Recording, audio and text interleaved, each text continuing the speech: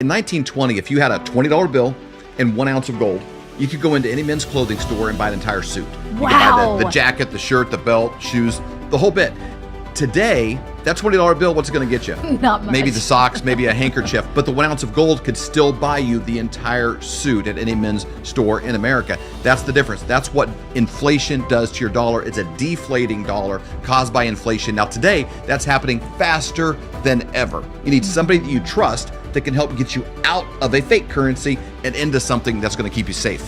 And we know a guy that has 2 PhDs by the name of Dr. Kirk Elliott. We have known him for over 25 years, and he's someone we completely trust. You need somebody that you can get a hold of, somebody that's going to be there for you to get back out of it, and then maybe back into the stock market, maybe back into something else when things settle down. But right now is not that time. You need somebody that you trust and somebody you can call and make those worries go away. That's exactly right. So you can go to flyovergold.com, fill out your information for a free consultation, or you can call 720-605-3900. Do it today. You'll be glad you did.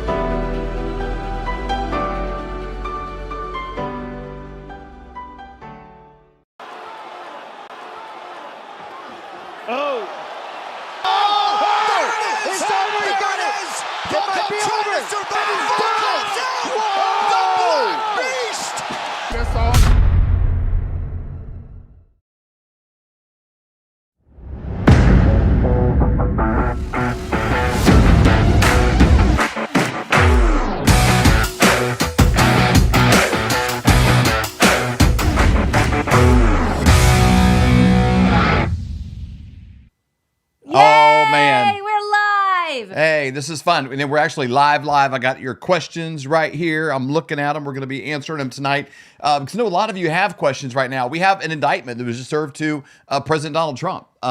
There is increasing war in Ukraine. They're picking up reserve troops and moving. There's so many things happening, and all of them impact the dollar, impact your finances, impact them. And we get a lot of questions. And I'm like, hey, I got some of the same ones. I know who to ask. And so we opened this up tonight for a live Q&A with a guy that has not one, but two PhDs. He's also the author of Thriving in the Economic Tsunami, Dr. Kirk Elliott. Welcome.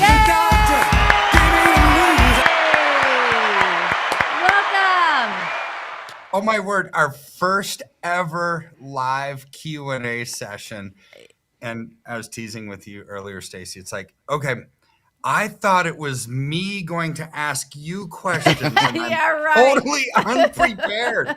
Totally. I was like, no way. We're going to ask you. You're the one with the 2 PhDs. You actually have more PhDs than our entire staff all put together. Yeah. On another note, though, producer Colton took a test recently, and he's actually legitimately a certified genius. Mm-hmm. I mean, that doesn't surprise me. It doesn't surprise me either. It's all about the genes. it's good genes on her side. It is all about the genes, and it's not about title, and it's not about stature and impact and influence, right? Because most of the people in government are certifiably ignorant. True. Seriously. Or certifiably evil, one or the other. Right, but yeah, it doesn't surprise me. That's so true. You know, before we started the show, we were pretty impressed. You know, with politicians, we're like, oh wow, they're not this episode, like 2 years ago. Yeah, before we started our whole podcast and all of that, and now a couple of years later, we're like, not so impressed any longer. You know, I mean, it's like, oh, if somebody's a politician, you're like, ooh, you got some strikes against you. Well, especially right now when you look at there's one distinct thing that I've noticed, about with President Trump. Is he's an outsider. Yep. And the Republicans, Democrats, everybody that's a part of that swampy city called Washington, D.C., and I think a lot of them go there with good intentions. They want to maybe make a change, some of them. Mm-hmm. But then they kind of get into the compromises to get this done, and there's something about it. And the pharmaceutical money and the industrial complex money and foreign aid, all this, I don't know exactly what happens, but they get this Potomac virus in their mind. And I tell you, you can see how they're responding to it to an outsider. They do not want him in to fix the things that they have broken. None of them. None of them on either side. No, nope. Republicans or Democrats. It makes it for a really interesting time. You know, when you look at that, and what makes it quirky is they're the ones that are driving the cab, and we're sort of in the back when it comes to our money and the education system and a lot of things. But more than any other area, we really can take back control of the financial part of it. True. Now, maybe not what they're doing to, the mortgage rates and some of those things, but the impact it's having on our dollar. And that's why I love the episodes with you, because it's more than anything else we do. We can rage about the border and different things. But when we have our conversations with you, you do draw attention to what's going on, but you have solutions.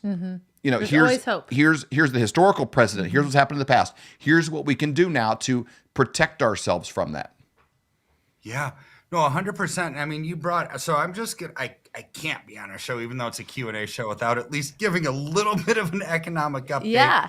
Right. But you said something really interesting there, and it just popped into my head about how Washington is a swamp, and it's always been the same. And it's like, how does it seem to corrupt people, even good people? It's like, and I think it's a territorial spirit that controls that place. And what we're seeing are just physical manifestations of a spiritual battle, not just here, not just in Washington, but around the world, right? Because we've opened that door to these things because of greed, because of debt, because of we let that in, and it's hard to kick it out because we invited it, right? It's overall. True.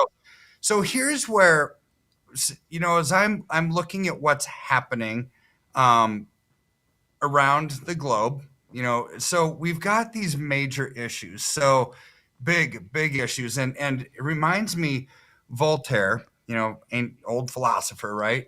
He expressed this: paper money eventually returns to its intrinsic value, zero. So kind of like monopoly money. Yeah, and he said it good. I mean, when you just print something that doesn't have a tangible backing, it always, like a magnet, will go towards its intrinsic value of zero. So we've got these issues. They have to keep printing money to try to stimulate things and try to get us out of problems. Well, that's why it does go to zero, because we've lost the tangible backing. We've lost the credibility of the rest of the world. I mean, just this morning, Fitch Ratings reduced the credit rating of the U.S. Treasury, of our 30-year bond, from AAA status to 2A plus. Okay. How in the world can you be the world's reserve currency if you don't even have the highest rating available? Have you ever seen that happen before? No. Wow. No. So here's where we've got issues. I mean, probably, but maybe for a little bit, at some point, maybe during the 70s or something, but then it just bounced right back. Definitely it could have happened a lot prior to us being the world's reserve currency in 1944. Because when you have that, you have built-in demand. That's part of the algorithm, is how much demand do you have for your currency? How much debt do you have? What's your propensity to pay it off? Well, we've had a huge propensity to be able to pay off our debt when there's built-in demand from petrodollars and everything else, right? So now the rating agency is saying, you don't have as much of a propensity or ability to pay off your debt. This is wild. So now we've got a bank crisis, right? And borrowers will default and banks will go bankrupt. Okay. I don't like to be so dogmatic about things usually, but this to me is like, it will. Borrowers will default and banks will go bankrupt. Why? Because banks need high rates and a reduction in a loan portfolio to survive. Without higher rates and a reduction in the loan portfolio, they go belly up. But borrowers need the opposite. Borrowers, both commercial and private, need lower rates and more credit to survive. The absolute opposite. So where are they going to meet? You can't just meet in the middle, because that's what we've got. Right. So either banks are going to survive and everybody else fails, or everybody else wins and the banks fail. There's not a good result to that, right? But what is going to happen here, this dilemma without solution ends up with both sides losing. borrowers will default, and the banks are going to go bankrupt, right? So here's the framework that we have before we go into the Q&A. So we've got global debt, and this is like a perfect wealth destruction scenario, right? It's like global debt has gone up 80 times between 4 trillion in 1971 to 325 trillion in 2023. That's interesting. And 1971 was a big year. The World Economic Forum started that year. That was a big year. There was a lot of things. The song Imagine, the worst song ever written, came out that year. The most annoying song ever written. With the Catholic Church that looks like a snake inside that building. That's what the year that was built. I mean, crazy. So World Economic Forum started, but everything happened that year. The big thing economically is Nixon closed the gold window. So now that was basically made the US dollar completely fiat, right? So not even countries could trade back and forth with gold. He closed that. So we then just started printing without discretion. But then what allowed us to continue to do that was adding the petrodollar in 1973. So big year, right? Went from 4 trillion to 325 trillion in 2023. But what are we going to do moving forward by the year 2030? This is only 7 years away, right? They're expecting that the global derivatives bubble could push 3 quadrillion, 3+ quadrillion, right? So high interest rates and high inflation leave to sovereign, which is country debt defaults and private debt defaults. Bubble assets like stocks, bonds, property are going to fall dramatically in real terms. There's going to be a major debasement of US dollar in most currencies, right? What does debasement mean? They just print it so much that it turns into monopoly money, and it's going to take way more of that junk currency to buy goods and services, right? That's inflation. You'll have higher taxes, bail-ins, and why? To fund probably social security systems that will basically go away without austerity measures. Like, we're going to cut your benefits, or we're going to raise your age and when you can get those benefits. And we've got the BRICS nations will also emerge to be stronger, but I think suffer for a while. There's a lot of transition. There's a lot of turmoil in transition. So everything that we're seeing isn't going to come without pain, but it's going to be the future of the world that we're living in, is a world without the US dollar being the world's reserve currency. And I think what happened this morning with us being downgraded on our credit rating is the first big ominous sign that we can't maintain that reserve currency status without even having the best credit score as a country that we can get. Wow. So that's our backdrop for the Q&A tonight. Okay. Man, well, we got some answers. This is fun interacting with you guys here. Normally we don't have the laptop here watching it. Producer Colton's up. We got the Flyover app going. We're on the Rumble channel, so put your questions in there. We're going to get to them all the very best that we can as well. Also ask you guys, if you're on the Rumble one specifically, please give it a like and follow on that channel. We're trying to get that to a place. It's taken about 2 years to get where we lost our last YouTube channel, there in that 80,000 range. And so kind of help us kind of combat that and participate here on the Rumble side, and we can do more of these as well. So George Cook, we got so many of you guys that we answer questions with online, and now we got you here live. So Kirk, let's start with here. Is there a safer option for banking? What's the safest option for banking when it comes to daily expenses and bills? I think a lot of people are nervous of banks in general, and I know here in Kansas City, you go to the airport, you go to a lot of places, you can't even give them this. Can't give them cash anymore. They don't even accept it, as a currency. It has to be something digital. So there's two parts to that question and answer, right? So, and it's a dangerous thing to actually answer, because overall, this is going to be general rule of thumb, because every bank, you could dissect it and say, how much debt do they have? How many deposits that they have, but general rule of thumb, credit unions are going to be safer than banks because they're owned by the members and they're not going to do anything outrageously crazy, right? So So because they have to answer to them, they're usually locally owned.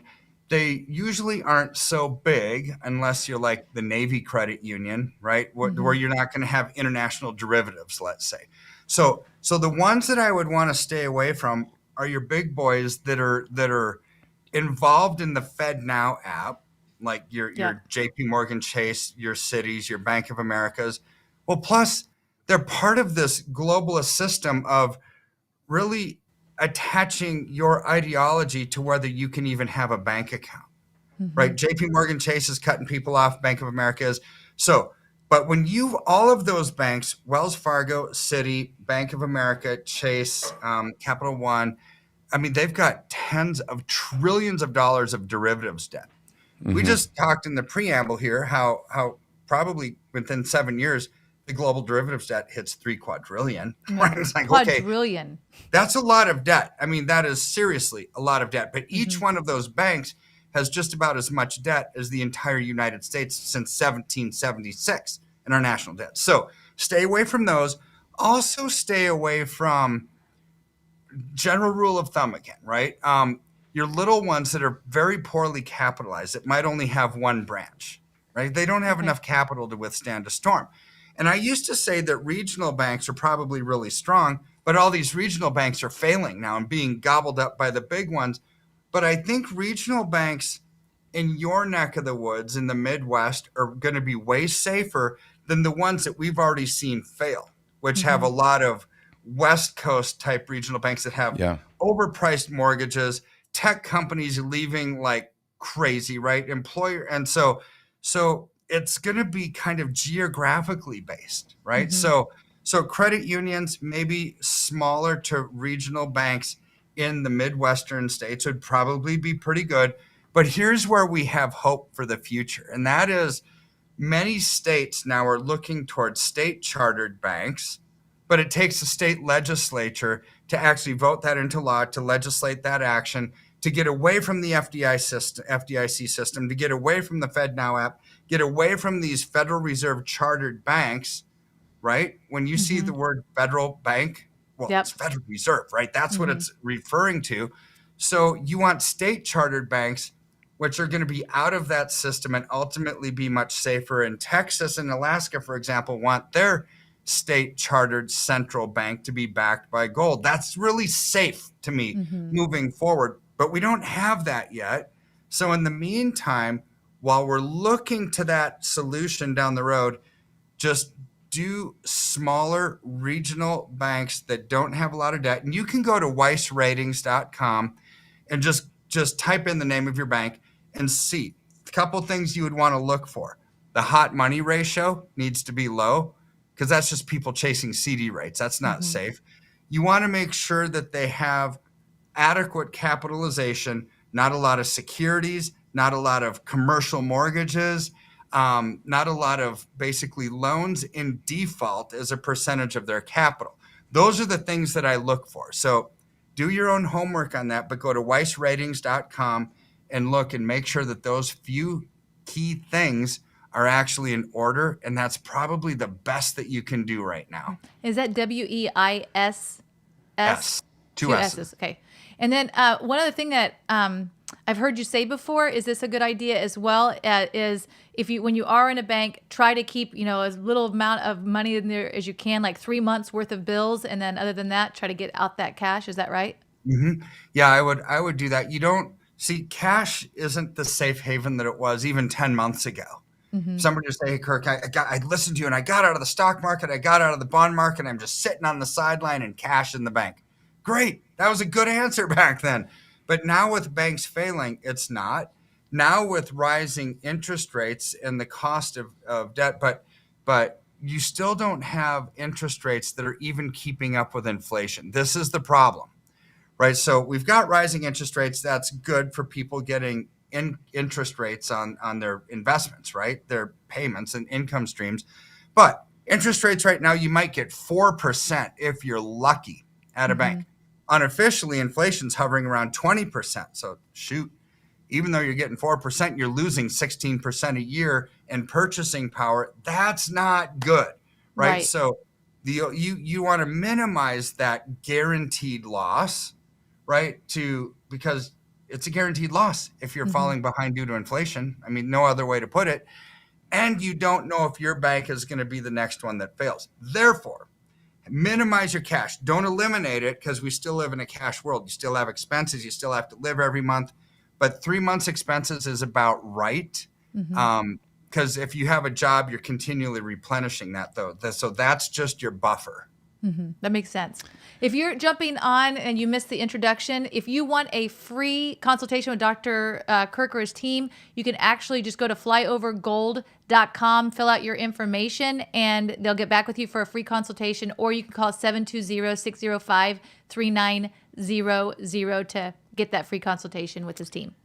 Knowledge, two things. Seth Holhouse is on from Man in America. If you've never been to the show Man in America, it's the most professional show in this space. He's kind of the bar that we use for thumbnails and production, and he's also a great friend, one of the best people you ever want to meet. So definitely check out his show, Man in America. Also, thank you for his glory. You liked and shared this episode. Ask as many of you to do that as possible in your Telegram groups and things like that. We really appreciate that a lot. Please, follow this channel. That does mean a ton to us. So, kind of combined some of these, if I can, into quite a few questions are asking about the depository that people can have gold and silver on hand or go to a depository. They're asking questions like, is it safe there in the depository? Is there a way that they have another person ask a question? And some of you guys on your names, it's hard on here because they're just letters. It's not really like, Bob Smith. And so I'll do the best I can on some of those. But they're asking is there like a portal that they can look at their amounts and follow it and see it and track it themselves, things like that, if it's stored with you and where that is? Yeah, so if you have metal stored in your IRA, for example, at the depository, through the IRA, company's custodians portal, you'll have online access every single day, right? Every single second of every single day. Dangerous thing to do, watch your portfolio every single second of every single day, because it will drive you bananas, right? It just will. But now, outside of your IRA, if it's stored, so the answer is yes and no. So the answer is ultimately yes, because the depository solution that we use, Texas Precious Metals Depository, which is the best depository in the country, they're putting together our own portal for our clients. It's going to be very easy to read. It's going to be amazing. And we're probably about 3 weeks to a month out from that being ready for everybody. Cool. So if you were to say it today, it's like the answer is no. A few weeks from now, a month from now, absolutely yes. And it's going to be amazing and simple to read, simple to understand, simple to see what you've got, simple to see what your value is. And that's why we're having them develop that specifically for our clients. That's cool. And we did a show with Tarek recently. And Avery or Colton, can you guys put that show in the comments so people could actually know how to find that? That was a really great interview. Really great guy. It's fascinating. You think the idea of like storing gold and silver, like what does it take to do that? Like if you wanted to start your own gold and silver storage depository, like what would you have to do? Well, watch this show. It's harder than you think. It's not easy, or else everyone would do it. No, and very secure. So that made us feel really good after we interviewed him, knowing that. Okay, George Cook, what about buying land with natural resources? With I think that says with natural resources. Maybe does that mean with gold and silver? It says, what about buying land with natural resources, or natural resources on the land that you're buying? Maybe that's what he's asking. It could be either. I'll try to answer both of those questions so we can answer George's question, right? So having land with like oil royalties or something on it would be amazing. Having land with a pond or a river on it, so you can have fish, right? You can have a water source.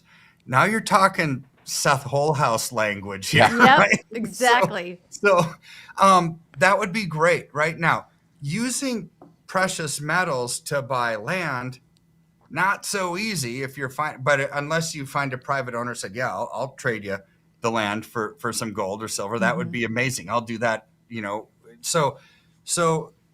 I think you're talking about trying to find land that's income producing somehow, cattle ranch, oil producing, gas producing, something that has a sustainability option to it would be very smart, right? I think buying real estate for growth right now is kind of dumb, right? Because in a rising interest rate environment, not many people can afford to buy land for cash or a house for cash, right? So the days of watching HGTV and all these flipping shows, those are over for a bit. Those are great when interest rates are coming down and you can put a little sweat equity into a house and sell it, 3 weeks later for, big, huge gain. That's pretty much over because people can't afford to finance their houses right now, especially in a time when banks are running out of liquidity.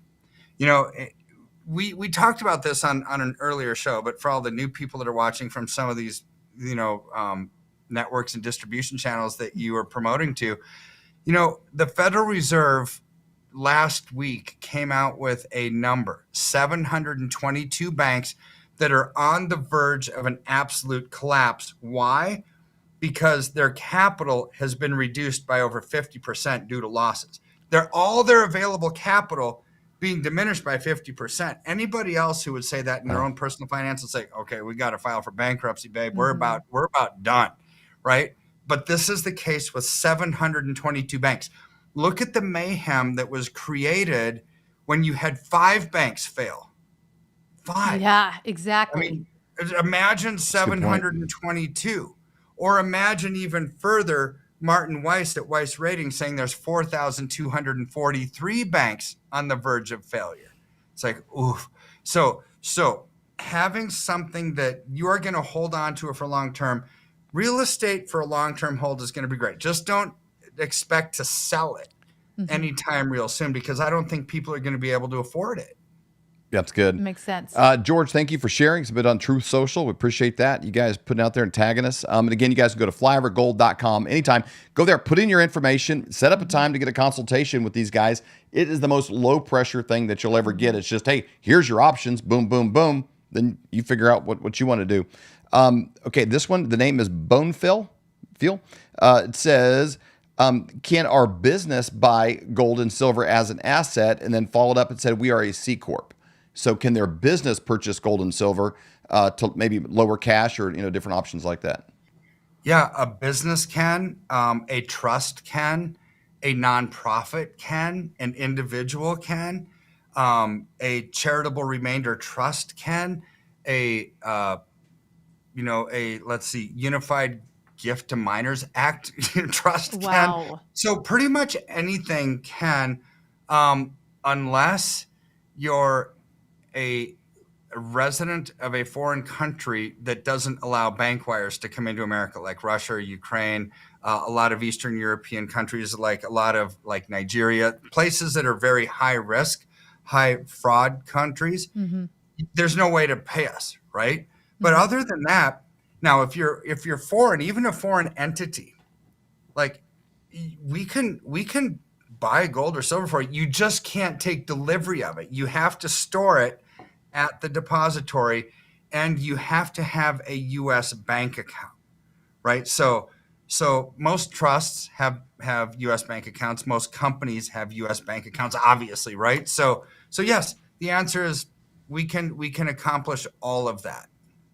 Cool. There's probably another quick question based on what you said earlier, but is the Strata depository safe from confiscations? Again, we kind of go into that a little bit on that episode there with Tarek, but I think what they're referencing is, back in the day, the government got so tight, they came and took gold and silver, so. Yeah.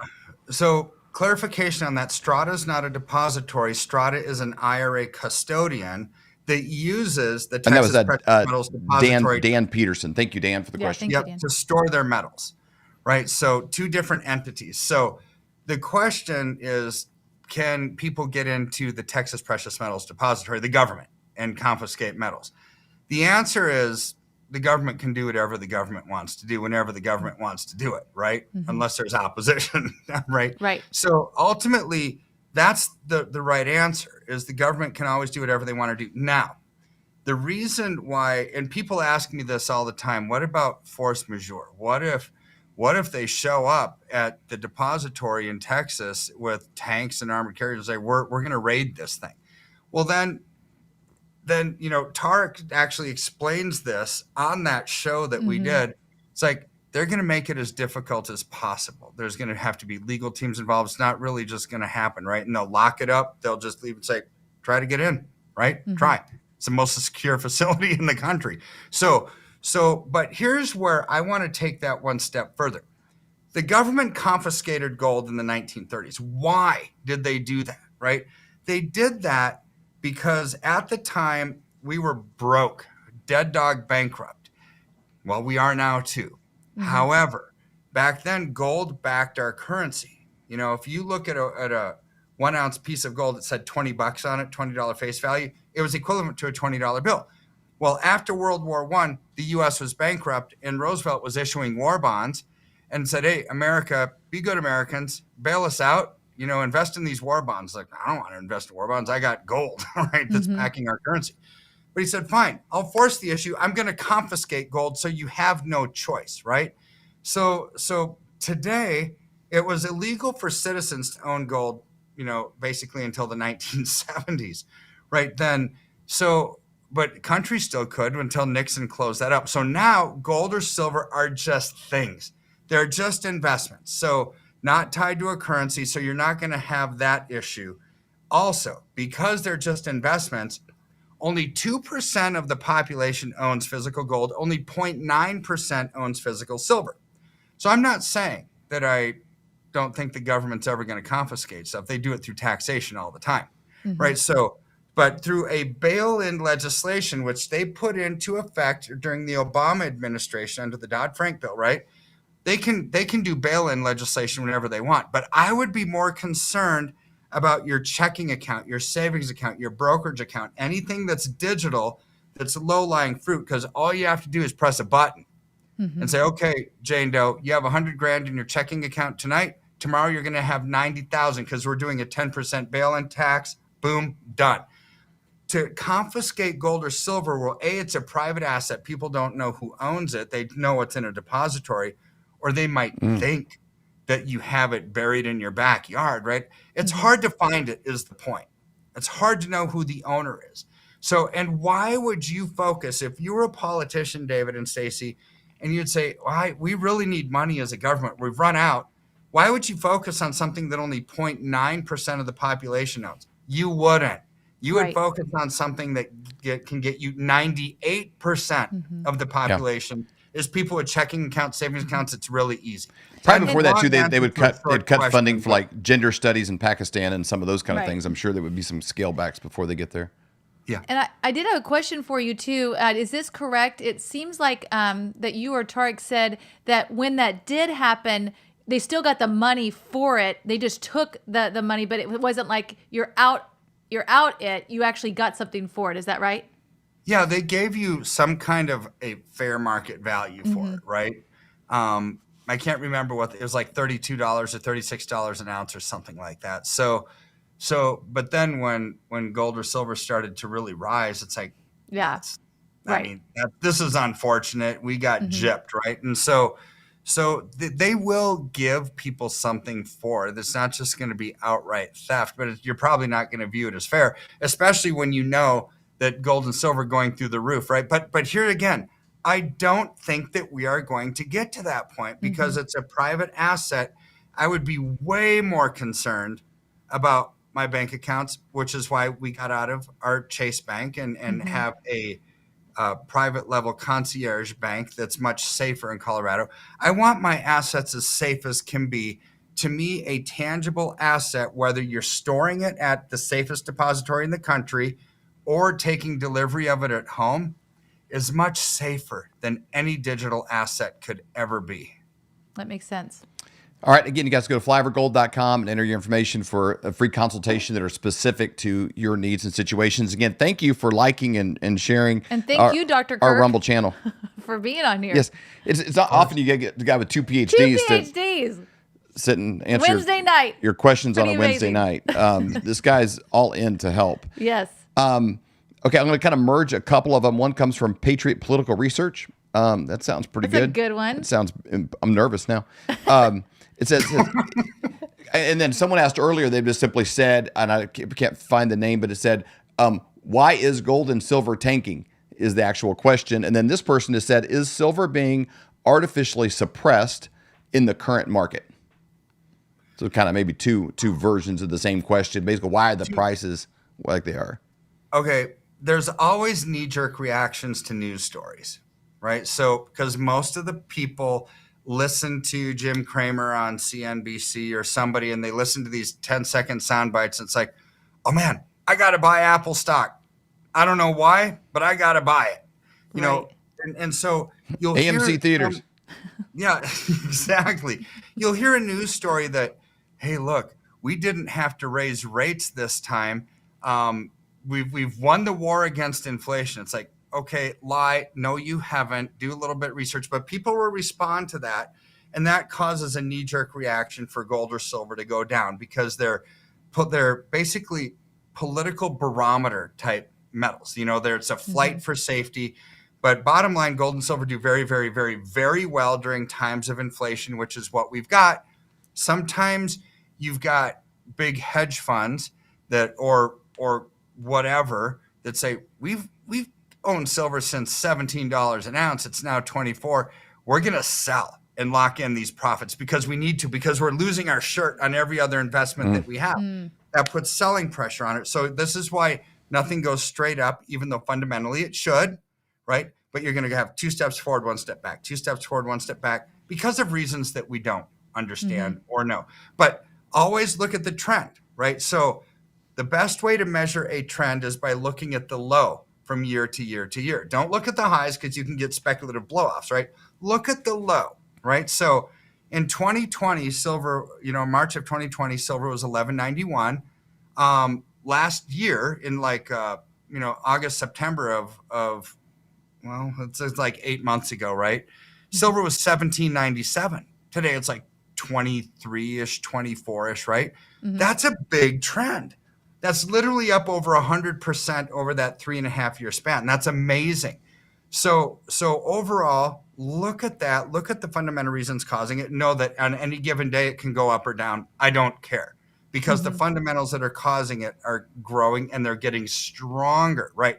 So now, part B, is silver being manipulated? Yes, it is. Has been for decades, right? Because you've got, for example, JP Morgan Chase that is basically the physical custodian of the physical silver that backs the silver ETF that BlackRock owns, right? So technically BlackRock gives them an order. It's like, hey, we sold 50,000 shares of this ETF today. We've got to cover that with ounces. So if you're a business person, which you two are, right? Do you want to buy your cost of goods at a low price or a high price?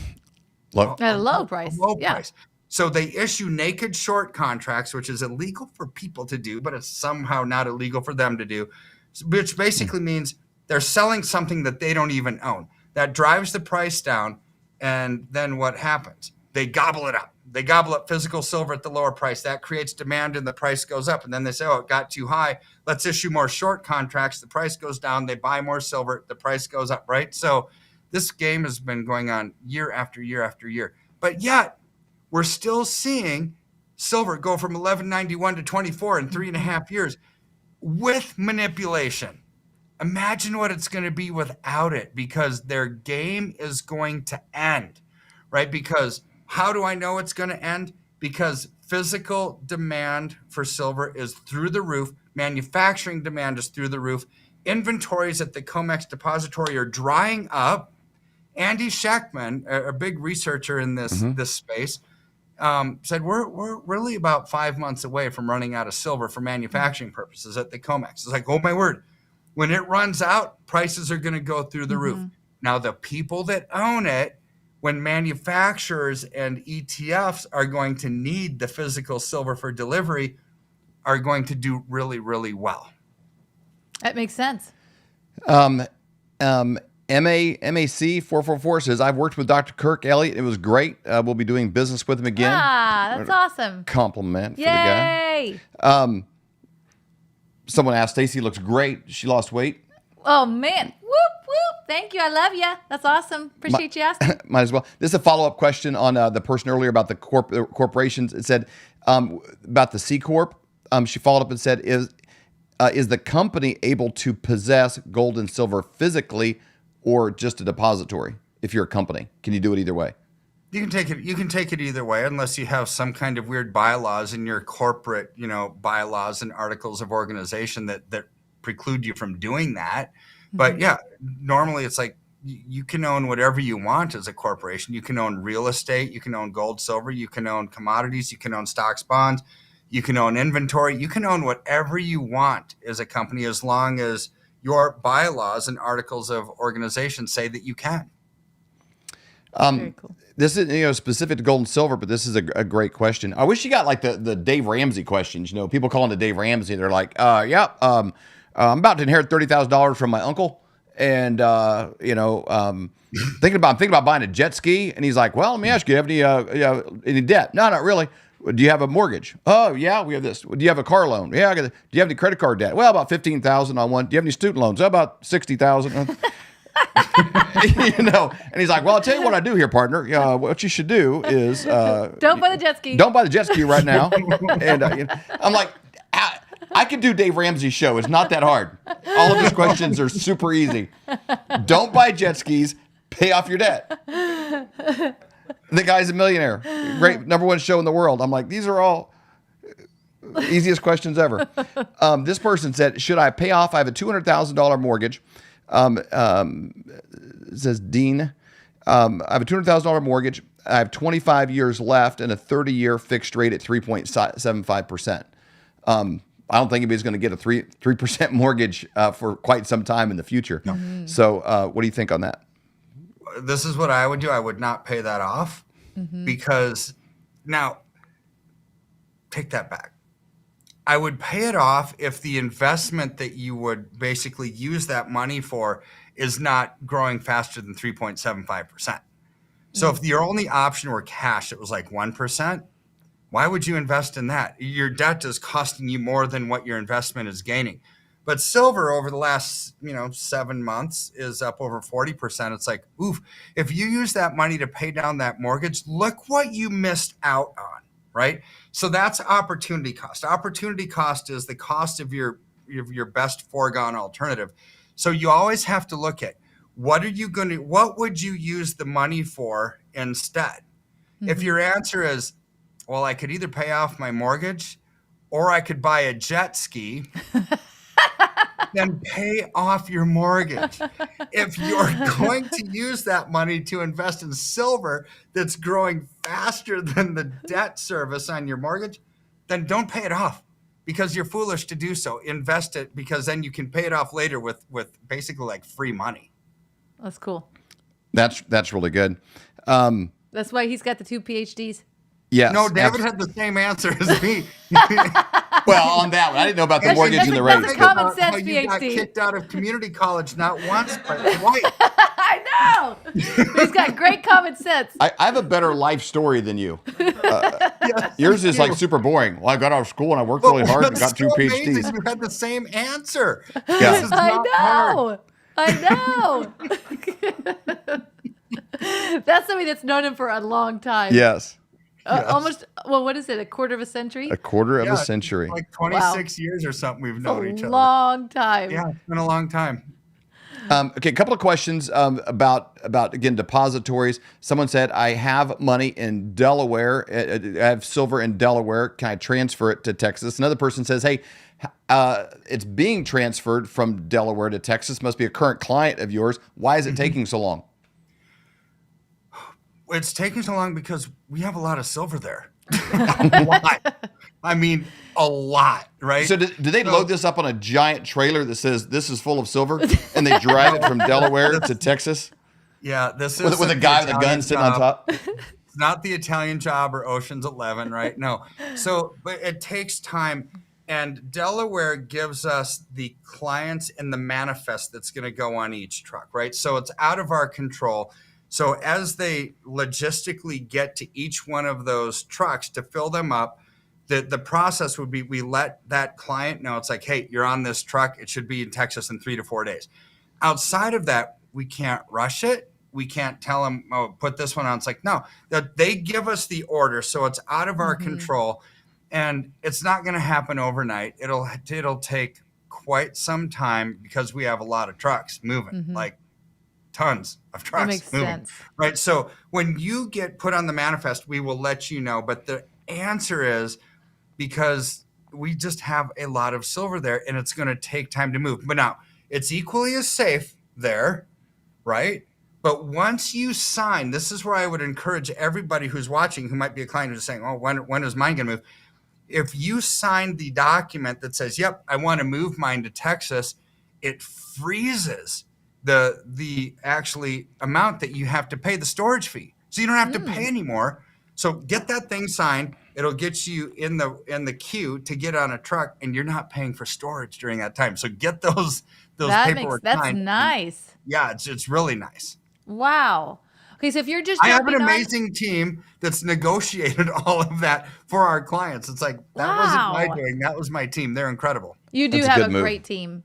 It's also why you're not in government. They wouldn't have been able to pull off a deal like that. No. They've done it the other way around or something, except for Donald Trump.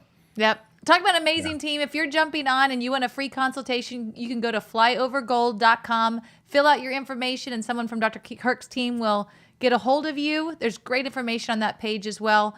Or you can also call 720-605-3900 to set up a free consultation. What else you got there, Mr. White? Kind of alluded to it earlier, but someone called All Girls said they bought gold and bought silver at somewhere else, but said they have it on hand. Is that okay? Is it okay just to keep it around the house? Mm-hmm. Yeah, I mean, every client right next to your ammo. Yeah.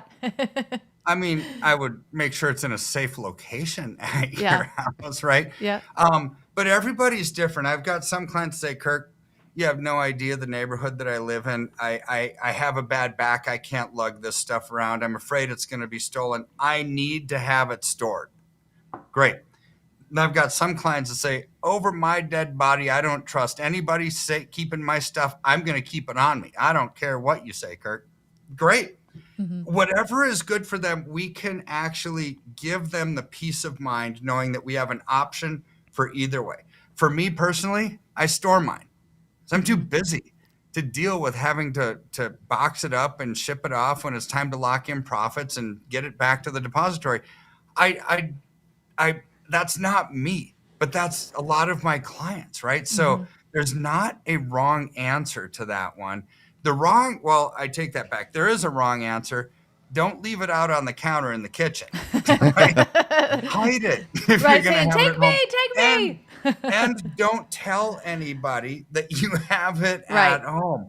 That's smart. Secrecy, privacy is really good when it comes to that because you don't want to have it to be an attractive nuisance or put yourself at any kind of risk because you're out there showing all your neighbors, look what I got here. This is right. You should call Dr. Kirk and he'll get you some of the same. And I've got it stored somewhere in my house. It's like, don't do that. Have it in a glass cookie jar, clear. That says silver on the side, or something. I just had that. Okay, it said. This is Brian. He said, thanks for asking you guys questions too. Just keep putting them down there. I'm going to do my best to read them. I really do need glasses. It's kind of, I'm tapping out. I'm grandpa now. I need to get my glasses and let the ego go out the window. I'm better than looking like this all the time. But it says, what is a fair dealer markup on physical silver and gold? Every dealer is different. Every dealer has different strategies. Our strategy is minimize cost, maximize ounces, right? This is why we only do bullion. We'll do 100-ounce bars of silver, 10-ounce bars of silver, 1-ounce rounds on silver. That's it. In all the universe of all the silver available, it's those few things. And on gold, 1-ounce gold bars are kilo bars, right? So our fees are 8% when you purchase, 0% when you liquidate. The liquidation side is huge, right? So here's what that number equates to. With silver being about $24, $25 an ounce, you shouldn't spend more than, depending on the size of the bar, $27 to $29 an ounce. And with silver being in that $24 range. See, that's ours. So if you're put that into comparison, if you're spending more than $30 an ounce for silver, it's too much. I mean, I don't know what's fair What's fair is, do you like the transaction that you did, and are you comfortable with the price that you're paying? What I'm telling you is what our charges are: 0% when you liquidate, 8% when you purchase. With silver at around $24, you shouldn't spend over $30 an ounce. That would be too much. So if you paid more than that, ask yourself, was it worth it? Right? I mean, so there's not really a good way to answer that. But I don't like collectibles. I don't like semi-numismatics. I don't like things with stories, because historically I've been doing this for 29 years, never recover from it. And so I like maximize ounces, minimize cost. With silver at 24, where it is time of this recording, if you're more than $29 an ounce, you've overpaid, in my opinion. And it is significant that you don't have that on the tail end, because that's where all the money is made. You know, you're going to make a lot more money when you go sell than you did when you bought, you know, and so, man, you don't have any commission to pay on the tail end. Well, yeah, and there's some firms that really like collectible stuff. And there's clients that like collectible stuff. So I'm not saying that those companies are wrong.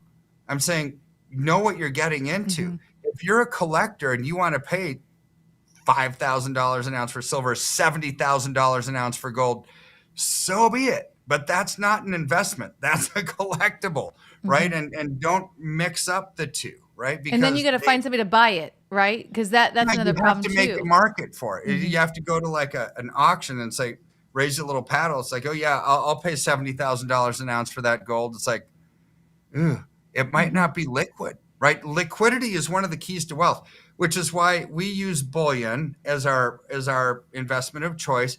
Because when you want to liquidate, it's a 45-second phone call. We lock in the price. Why? Because it's a manufacturing metal. It's used all over the world, and we get rid of it right away, and it's very low premium, and you simply don't have to worry about going to the firm. It's like, hey, I paid $100 an ounce for this silver. I want to sell it back to you. It's like, well, I don't know what price we're going to be able to give you. Let's give us some time, because what do they have to do? They have a boiler room full of people calling all their clients and say, hey, if I got a deal for you today, we've got this excess inventory. If you buy it right now, we'll give you 5% off, but it's probably not going to be here in 3 days. You better do it now. We've all heard those kind of weird stories. And you know what? That's what happens when you buy something that they have to make a market for. Imagine what will happen if that company goes out of business. So on our interview with Tarek, you know, when we were talking to the person who owns the depository, you know what he pays for stuff like that, and what depositories will pay for stuff like that? Spot plus about $4, because they're going to melt it down into a bar. They don't want it, right? Nobody really wants it except the person, that the company that's marketing those things to their clients as a collectible. Depositories have no use for that. They're not market makers. They just facilitate transactions for a global commodity, which is why there's safety in bullion, because you're not overpaying for it. Yep, you're just buying the silver. All right, and again, thanks for your guys' questions on here. Ron asked, is there a minimum or maximum amount of silver to buy when you're first getting started? Yeah, the maximum would be don't buy more than what you can afford. Or the maximum might be, if you're a quadzillionaire, it's like, I just bought all the silver in the world. Right? So there is a maximum. Minimum, I would Mr. Musk. say. Yeah. I mean, technically, I don't have a minimum, but logistically there is, right? Because you're taking delivery of this stuff. Don't buy one silver coin. I mean, really, the depository charges free shipping. They don't charge shipping. Ours doesn't, right? So, but they lose money on anything less than $500. Really, they do, because they have workers and they have very low margin. So I tell my clients, it's like, even though I technically don't have one, really I do. And it's $500, because I don't want the depository to lose money on small transactions, because it does. They have labor, they have to box it up, they're paying for the shipping, all of that, right? So I would say on silver, nothing less than 500. And on gold, well, 1 ounce of gold is $2,000. Right? So you're not going to cut it in half with a hacksaw. So I would say a couple thousand on gold, and really, to be fair and honorable to the depository, which is doing an amazing thing by not charging for shipping. Don't do any less than $500. If you don't have $500, then save up until you do. Makes right? sense. Save up $50 a week or whatever you can afford until you can get to that point, and do it in $500 chunks, because it's not hard to get into silver. But the key to wealth is consistently adding ounces to your position and just watch what starts to happen. Compounds. All right. Beachy Gal said, so if the sellers are taking fiat cash to sell you gold and silver, what are they doing with it if the fiat currency is going down and is worthless? Well, they're getting a lot more of it, right? So as currencies collapse, it takes more of that worthless currency to buy valuable goods and services. So that's inflation, right? So today gold is $2,000 an ounce, let's say, but the fiat currency continues to diminish and we've got inflation. And so a year from now, maybe you get 4,000 of that worthless currency. So what you've done is you've basically insured yourself against a collapsing currency by owning a tangible asset, because you just got double the amount back, right, when you sold it. Now, if you were to just kept that fiat currency, well, you had the $2,000 that you could have bought in gold. Well, now it's worth half. It's like, oh, man, now it's only worth $1,000, right? But that doubled the cost of this gold. The value of it got you twice as much. So this is where, don't look at gold or silver necessarily as an investment, even though it is. Look at it as an insurance policy against a collapsing dollar. You will get whatever the legal tender of the land is when you sell it. It's gonna be the same if you have a stock, a bond, a mutual fund, a house, or you're receiving money for groceries if you're a store owner.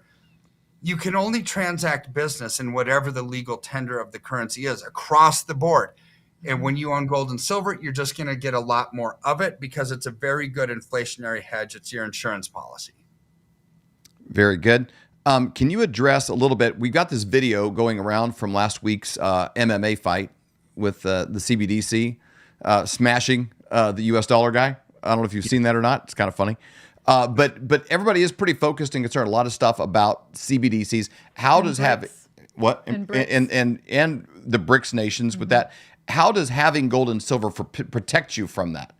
Because it doesn't stop it. So what benefit is there to the individual for having gold and silver versus dollars as the world's moving towards?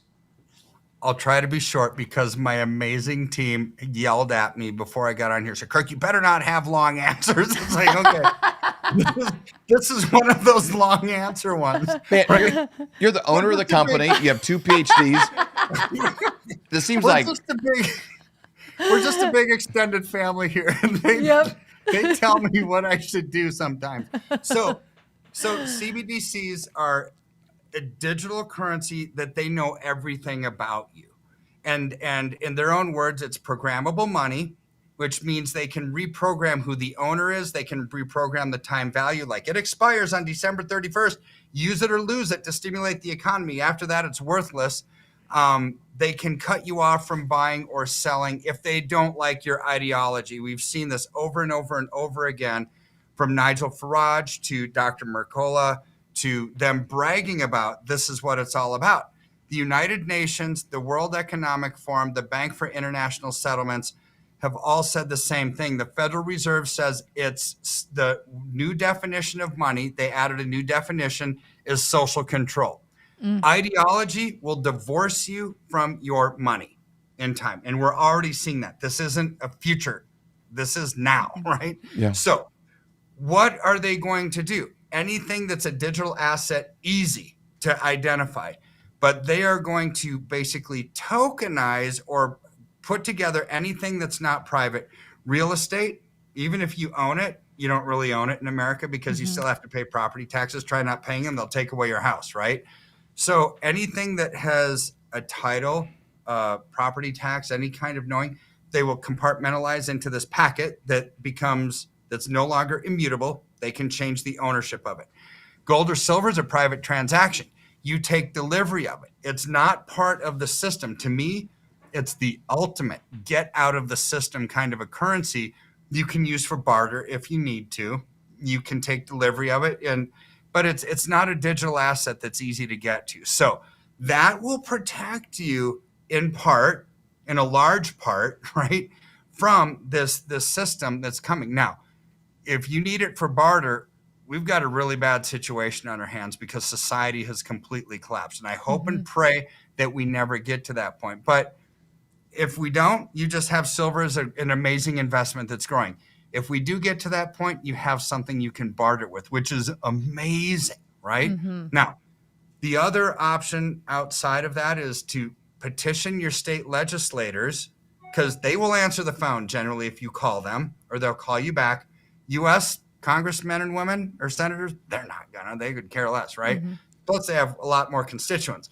Your state legislators, they will call you back and petition them and say, we want a state chartered bank that's outside of federal control, like they're doing in Texas and Alaska. Make it happen, or I'm not going to vote for you next time, right? Yeah. So hold their feet to the fire so we can have sound, accountable, transparent currency again in this country like the founding fathers wanted and envisioned, not some kind of banking cartel that's run by people who aren't even elected officials, just somebody that has a job at the Bank for International Settlements or at the UN or at the World Economic Forum that's basically, you know what, when you think about that, a few hundred people around the world are dictating what our future is going to look like for the billions of people, right? It's like, oh my word, this is so weird. But yet those are the two things you can do to try to outsmart them at their own game. Own physical assets like silver that's used for barter, and petition your state legislators to actually charter a state chartered bank in your state. I love it. Something I've heard you say before, because obviously a concern with the CBDCs is, could it be the mark of the beast that we read about in Revelation? And you've talked about before that when you read that, that's not the only option to get the mark. Can you touch on that? Because I think that is really important. When we had you in studio, you were talking about that. And I think that was really important. Well, see, God is a God of choice, right? He gives us the choice to, I'm talking about my Christian faith, but all faiths have some kind of a similar concept a lot of times. But for mine, we have the choice to accept Jesus or not. There's benefits of accepting him, consequences for not. We have the choice to sin or not sin, right? Benefits or consequences. So God is a God of choice. He didn't create robots. So when we talk about the mark of the beast, where it says it's going to force all men, women, and child to take this mark, or else you can't buy or sell. What's inherent in that? It's a choice to take it or to not, right? So when you have that system, what God would be telling us is, don't take it. Right. Right. So what if the government says you can't buy or sell without this mark? There's going to be alternative systems that come up because God always has a choice for his people. I believe if there were no choice, then God wouldn't have put it in there. Right? Because why even warn his kids? Right. To not do it. Right. Yeah. So there's going to be an option. Now it's not going to be easy. We're still here. Our studio lights go off every night at this time, so that's just it'll be on 1 second. Go ahead and keep going. Yeah. It freaked me out for a second because I thought you got raptured. It's like, oh no. Yeah. Her for sure, man. What did I do? We're talking about the mark of the beast, and now you're gone. Or we're now part of the witness protection program or something. Government raid, FBI coming in. If they do, I'm such an idiot that Stacey, swallow this. Hurry. We're going to take something to joint with us. All right. Yeah. So God gives us choice because he didn't create robots, right? We have this freedom of choice. They're not going to make it easy to reject it. If you want Social Security, you better take this, right? If you want your government expenditures, you better take it. If you want any kind of debit or credit from us, once we force you to spend all your money because we have a time element to it, well, then you better take the system. But there's going to be alternative systems, barter, state chartered banks that are going to be there. I full on believe it because God is a God of love. He's a God of grace. He's a God of mercy. He's never going to give us more than what we can withstand, right? Yep. With his power, we can do anything. Without him, we can't do squat, right? So that's pure humility is when people say, I can do anything with God. Well, don't be so proud. It's like, I can, right? Because he's God. Yeah. Right. But without him, I can't do anything. That's the ultimate humility. And I know that we will be able to withstand this storm with him because he is going to give us the courage, the boldness, the creativity, the wisdom, and discernment to get through it. And that's why I say he is going to give us a choice of something. Not saying it's going to be an easy choice. It's harder to believe than not to sometimes, right? But yet the benefits are so amazing with him. And this is where I'm excited about the future, because in our weakness, he's made strong. And I would rather have the king of the universe, the creator of everything, strength and my weakness, because that puts me in a much better place. Yep.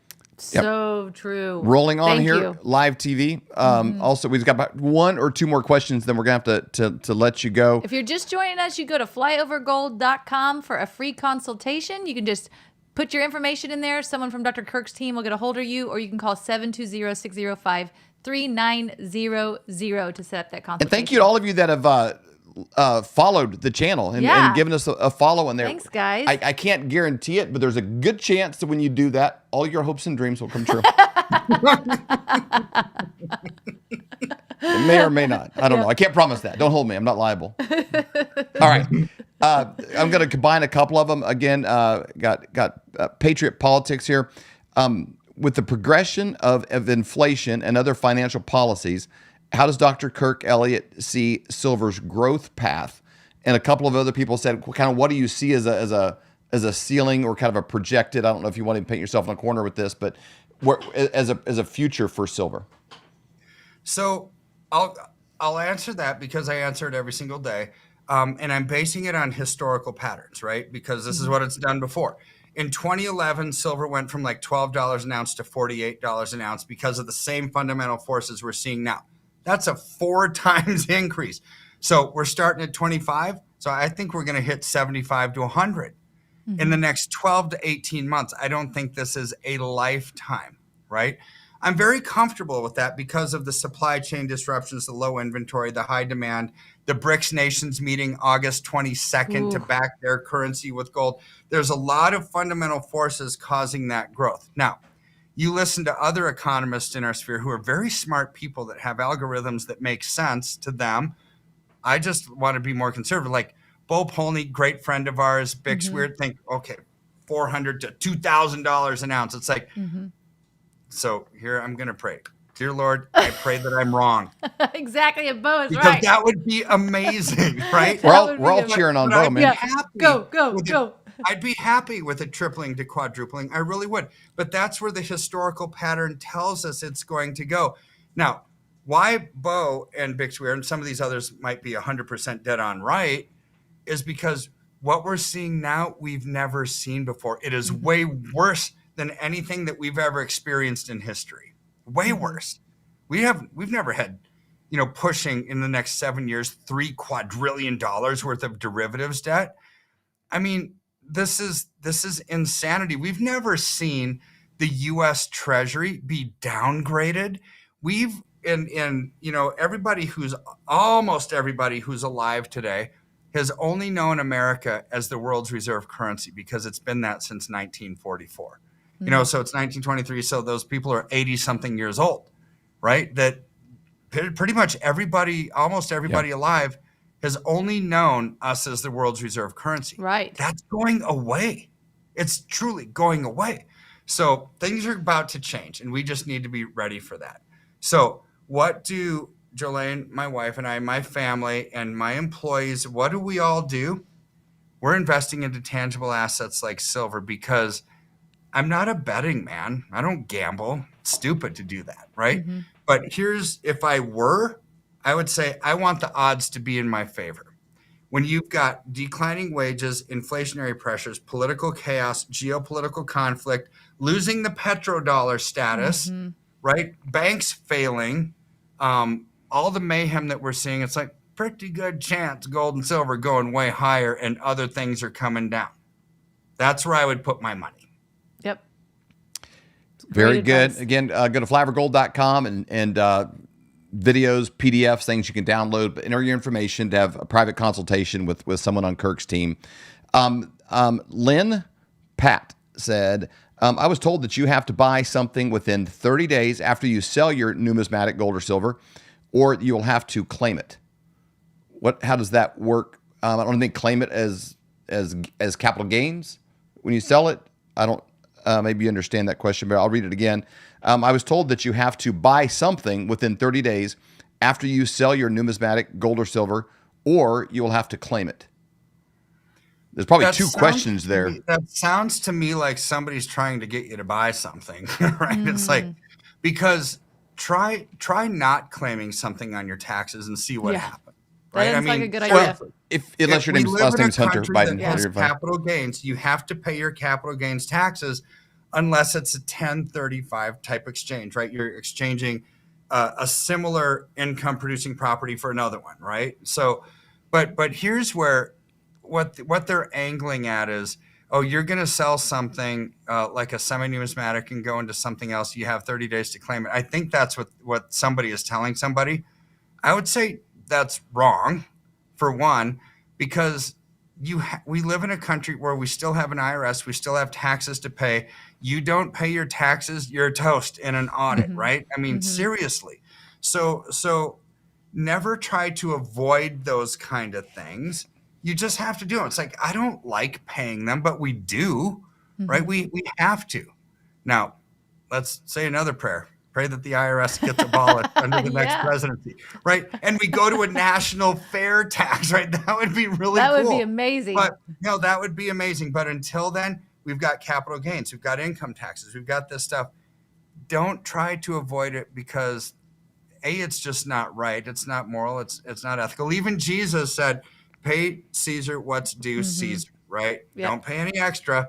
I know I'm going to get Rotten Tomatoes thrown at me, but I'm trying to tell you what the law is, and you can't avoid it. And he got it out of a fish's mouth. How can I do that? That'd be incredible. Give me a coin out of a fish's mouth, pay the taxes. That'd be awesome. Yeah. Cool miracle.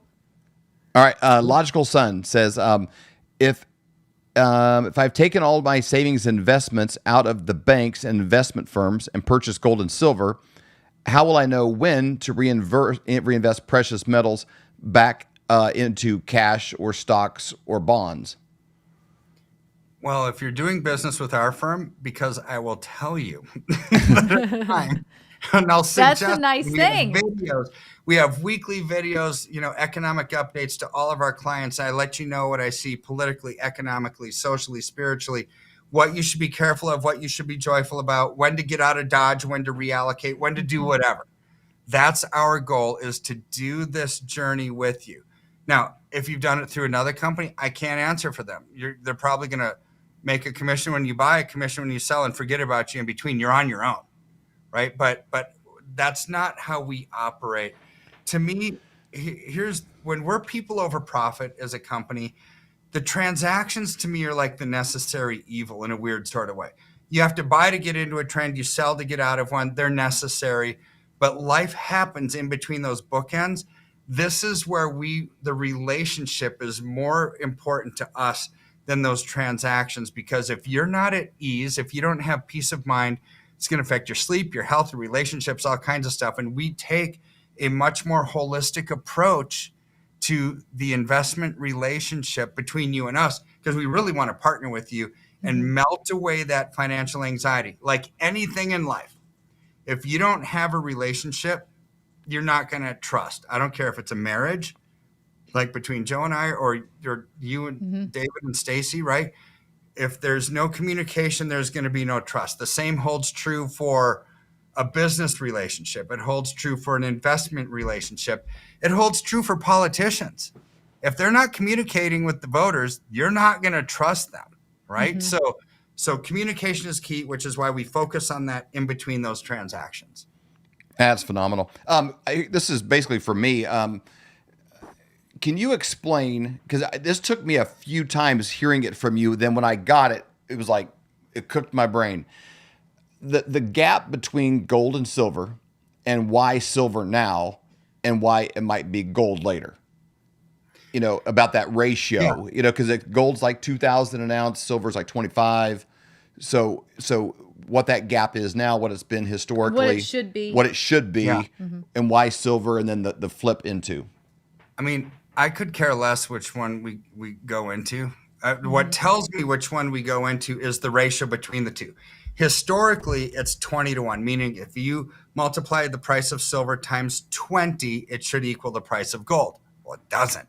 Silver's like at 25, multiply it times 20. Well, gold's more than $500. So right now the ratio is like 83-1, which that tells us one of two things. Either gold is overvalued or silver is undervalued. Well, how do we know? What causes gold or silver to go up? Unsustainable debt, inflationary pressures, political chaos, geopolitical conflict. We've got all of them. So gold is not overvalued. It's going to continue to grow, which means silver has some catch up to do. So here's when silver outperforms, like it's done since Biden occupied the White House, and even over the last year, silver's almost doubled the rate of growth of gold. So it's catching up. So that ratio in time comes down to 80-1 to 70-1 to 60-40, right? When we get to 40-1, as silver outperforms, we'll sell a portion of our silver. And in this example, it's come in half, which means if we sell it and we go into gold, I get you 2 times as many ounces of gold then as what I could have purchased for you today. Then it comes down again, 40-1, 30-1, 20-1. Ooh, at 20-1, we've halved again, which means we double up our ounces of gold yet again. Now, at that point, we're 100% into gold, right? Because we've gotten out of our silver, and now the ratio goes in the other direction, and we can compound your ounces going in the other way. So it's also why it's good. You don't charge a commission when you sell it. Yeah. So question for you. Even with an 8% cost of ownership, let's say we were able to double your ounces of gold for basically free, right? So minus 8%. So you were up 92%. You're not going to care, right? For that service and for getting that, you got 92% ounces of gold for free. Amazing, right? And when I say free, it's not really free. You're paying for it with the silver. But when we leverage silver to get to that point, and silver outperformed, and if you could have started today with 100 ounces of gold and I get you 200 ounces of gold, where'd that other 100 come from? It's almost like it's free, right? But it's not. We just leverage silver, the outperforming asset, to get you to that point. I've been utilizing this strategy for decades, right? Because in 2002, when I started, right, before that I was a stockbroker kind of a guy, but I was in gold. Then in about 2007, we moved into silver until 2011. At 2011, after that big year of massive growth, we got our silver, went into gold again until the Trump-Biden election. Then we went into silver, and we haven't gotten out since, right? So there's a time and a place for everything. So you're basically saying, if say silver's at $25, let's just theoretically say it went to 100, because easy math. It means it quadrupled. Gold probably won't quadruple in that same price. I was going to ask you that. Does gold kind of stay where it is a lot of times? It's like if silver went to 100, would gold be at 8,000?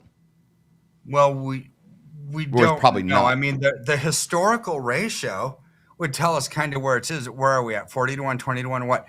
But generally speaking, gold's going to clip away at like 20-25% a year, right? It's going to be more of a steady eddy, where silver percentage-wise has higher highs, lower lows, and a shorter duration of move. Because it's a manufacturing metal, it has supply chain disruptions, all of that. Gold's not really a manufacturing metal. It's more of a financial metal. It's more of a political metal, right? So it'll go up, but I don't think, historically, you're not going to have those high highs and those low lows. It's going to be more steady. So let's say it clips away at a really good clip, even 30% a year. Right? Okay. Silver just tripled. So you increased by like 270% by going back into gold, right? So that's why it's easy to navigate through this and be in the right place at the right time when you strip the emotion out of the decision and you just look at the logic and the math behind it. That's what dictates why I'm in silver right now as opposed to gold. I really don't care. If the numbers were pointing towards gold, I'd be in gold. I mean, I truly don't care. And by that token, if gold and silver were both stinky like they were in the Reagan years, I'd be in stocks, right? I really don't care. But we're not going to have those kind of times of low interest rates, low inflation, job creation, low taxes for quite some time. I don't see those times happening anytime real soon. In fact, I see the opposite. I see it's going to get darker before it gets lighter. And what we have this time that we didn't have in the Reagan years is a complete change in currency globally that's underneath our nose. This is going to cause gold and silver. Never seen like that. We've never seen anything like that. Okay. Probably the last question here, and I'm going to combine a few of them, but R. Willie Truther asked about, says, do you like Bitcoin as a hedge? Somebody asked earlier about XRP and XLM as current as cryptocurrencies. What do you think of those as a hedge against inflation and what's happening right now? And we'll end on that one. I think Bitcoin's probably the safest. Now, what I like about cryptocurrency is decentralized blockchain, immutable and non-programmable. You can't change the ownership, right? It is what it is. So that's ultimate privacy. Now, what central bank digital currency is the opposite. They know the source of funds, the use of funds, they know the owner because they control the data. So as central bank digital currencies come into the fold, much more, there's going to be a blockchain technology, a decentralized cryptocurrency that will come up as an alternative. So I'm not against the concept. I think it's probably what we're going to have. Where I think there's too much risk in them right now is we don't know which ones are going to last and which ones won't, right? So it's not that I'm against the concept or the technology behind it, decentralized blockchain. I don't know which one is going to last when they're demonizing every single one of them. Which one's left? I don't know. It's too risky at this point until we know. That's my personal opinion on it. People that know crypto that I talk to every single day, like Bitcoin, because I'm not a crypto guy. I can't speak to the technology behind it, but I know people that can, and they like Bitcoin, right? But to me, I take it as whenever the government demonizes it the way that they do, and they're going to tax it and double tax it and do all kinds of weird stuff that they're proposing, it's like, boy, I'm just going to sit on the sideline until the risk profile is diminished because I want to minimize risk and maximize our return. You could maximize return with cryptocurrency, no doubt, but it also comes with maximized risk. That's not a risk I'm willing to take with myself or with my clients. Now, how many managers and consultants and people are you up to? Because I know it's consistently grown the whole time that we've been working with you. And we went out to Denver a while back. That's how we met Tark from the depository. You know, got to hear them. We got to meet a lot of your team. I don't know how many there was. A big room full of people, and everyone. We just kept asking each other. Okay, there's a barbecue trailer not very far from where I live called Three Pigs. It's amazing. They got two trailers. They can hardly keep the second one going because it's hard to get employees. Yeah. And they're amazing. And it's so good. Yeah. I mean, it's like the best barbecue you've ever had anywhere. This guy smokes it himself, but he can't get an employee to man the trailer. It's like, it's hard to find employees in America today. You don't have to be amazing to run a barbecue trailer. You just kind of have to exist and like handle the transaction. That's it. It's hard to keep somebody there. Everyone that we met there is like the sharpest person, period. You know, truly, they're all the guys, the kind of guys you kind of hope your daughter brings home. You know, kind of a guy. It's like, wow, these dudes are all like Boy Scouts. Your staff is amazing. How many people do you have working for you now that do the consults and scheduling? So employees, we have about 65, right? And it's hard to find them. I mean, really, I'm very blessed because I have the best team on the planet. I mean, I'm biased, but they're amazing, right? And so normally there's two ways to look at an employee, right? You can find somebody who has the utmost character and ethics, and that's amazing, but they might be dumb as a stump. Well, they've got what I'm looking for, except they're stinking not smart. So I can't hire them. You guy could have the which it smartest does here. You could like somebody a lot, but they really do have to. They have to have. You or I could have the smartest person on the planet that checks every single box, but they have no character or ethics. It's like I can't hire them either. So what I'm blessed with on our team that comes from decades of praying at home about our company, grandparents, family members praying for our company, praying for our kids, praying for, literally this is a reflection of prayer in our family and extended family and our employees, right? This is why we've got what we've got, right? So we have smart and character all in one. It takes a long time to hire somebody here because that's hard combo to find in today's world. Yeah. I wish it were easy, but it's not, right? So then you have the depository that we work with has their own shipping department that boxes everything up. And so basically they're almost like an extension of us because I don't have to hire them, right? Because they're outsourced. They work for the depository, right? And so we've got a lot. When you start to add all of that up, we've got a lot of people that are working on behalf for our customers, which is amazing. But internally, we've got about 65 employees. But in reality, we're much bigger than that because of the people that do stuff for us that aren't really on our payroll. Very cool. That really helps out a lot. One thing I noticed is we were just, we're standing around and talking during the breaks and hanging out. We'd meet somebody and talk with them, and they knew people that were customers of Flyover. They're like, oh, we love when Flyover people call, and we talk with them, and then come to find out how they started working. They're like, well, I don't remember all the connections, but it was like my mother was like a youth leader when Kirk's church was here, and they knew this, and then my cousin, knew. It's like everybody. It seemed like people probably can't even date at your company because they're all probably related somehow. Careful, he might be your cousin. You don't know. But everybody's kind of woven together one way. A lot of referrals, a lot of like tight knit people knew each other, referral, and a lot of people were involved in church. They were associate pastor. My husband does that. They were all connected in that way somehow, which was kind of cool. That was really cool. That makes it easier to hire when you already know the person through years of experience or connections from family members, connections from employees. A lot of the people we hired were clients. Our CEO was a client of ours before they started working for us, right? So I love Ashley that. was a client, then she became an advisor, and she, excelled, and she became our CEO. Riley, my daughter, founded the firm with us, and what the company that Jolene and I started 13 years ago, what you see today didn't just happen. Nothing good in life happens by mistake. Nope. Right? It was prayers. It was constant prayers. It was hard work. It was tears. It was times of joy. And my daughter Riley was our chief operating officer. My son Caden works for the firm. My nephews work for us, right? We have a lot of family members, which is why? Because I know their character and their ethics, and they're stinking smart. Yep. Right? Yeah. Because you have to have both of those. I don't care if they're family members. If you can barely fog up a mirror, you don't get a job for Uncle Kirk, right?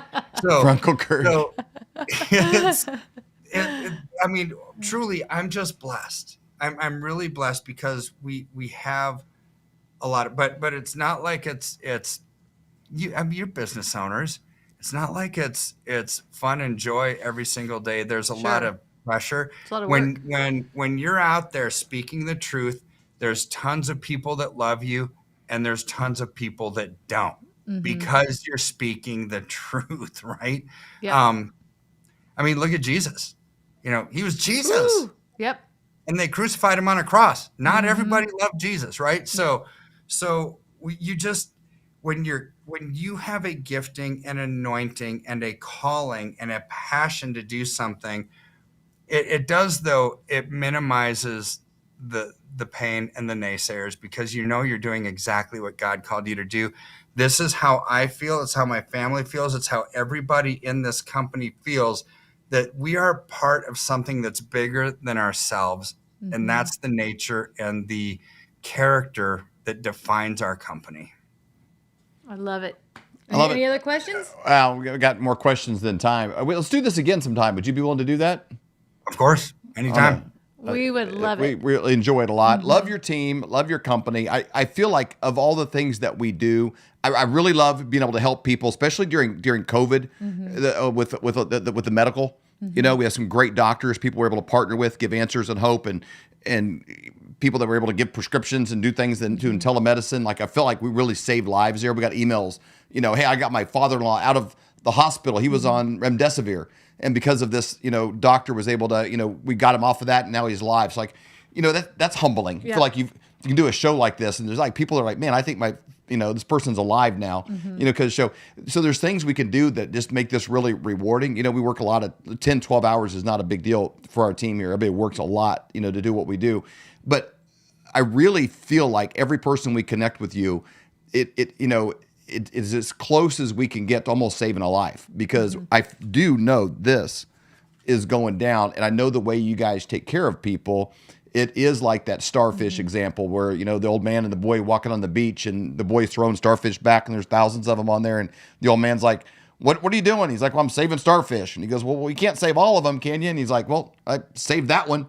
I feel like every person that's a part of our team, that's follows our show, that reaches out to you guys, it's like that. It's like that's one more that is in good hands. I know you guys are going to be honest with them. You're going to take care of them, and they're protected. It's like getting them off of the train track with an oncoming train. And we know that because we've known you for so long. I mean, like we said earlier, 26 years we've known you. Your dad was a mentor of ours. So, we've known each other a long time. So that's amazing. But just also whenever we're at events or we're talking to people, we get emails, we get comments, we get texts.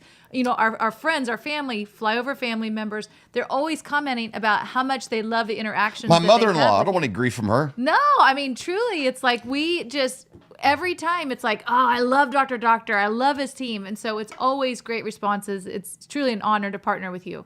So thank you so much. Well, thank you. You're easy to partner with because we love you. I love you. My family loves you. Really, you make it easy. And you're just as passionate about the cause as we are, and about truth and about love and about God's direction in our lives, right? It's like, we are blessed to partner with you. So thank you for all that you do. And we try to buy silver each and every month. Yeah, we're real clients, exactly. As well. So we're doing the same thing. I'm not, and I don't store it all here at my house, so don't find out where I live. Come and get me.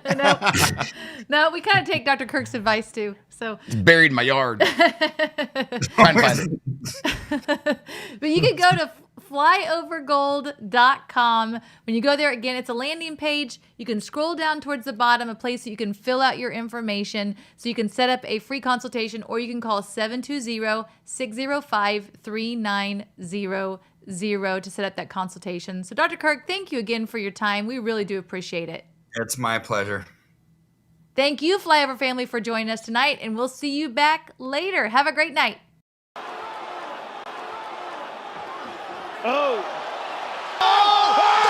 It's over! He got it! It might be over! And he's down! Whoa!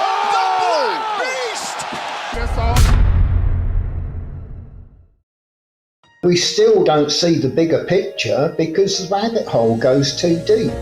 What's changed in your view of the beginning as you've gone down this rabbit hole? Chronologically speaking, Genesis 1:1 is not the first verse in the Bible. There was a world that once existed before Adam.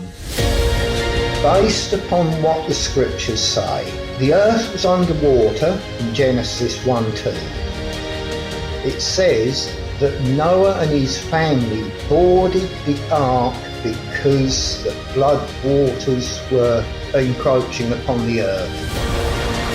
The official mainstream history, I'm not absolutely sure how much we can actually believe. We all know we're being lied to.